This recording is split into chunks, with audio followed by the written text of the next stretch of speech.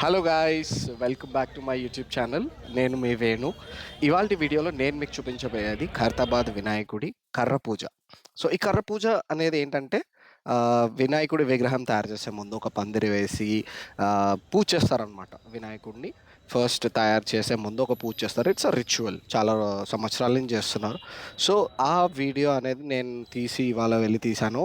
చాలా వర్షం పడింది. బట్ స్టిల్ వినాయకుడి విగ్రహం ఏదైతే ఉందో తయారు చేసే ముందు ఒక కర్ర నిలబెట్టి, అంటే పందిరికి ఒక కర్ర నిలబెట్టి దానికి పసుపు రాసి, మాల వేసి, పూజ చేసి, కొబ్బరికాయలు కొడతారనమాట.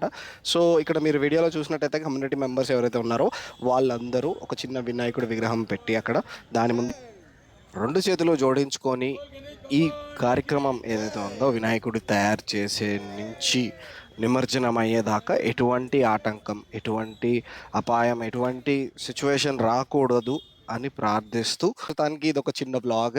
So, please stay tuned. Like, share, subscribe to my channel for more videos.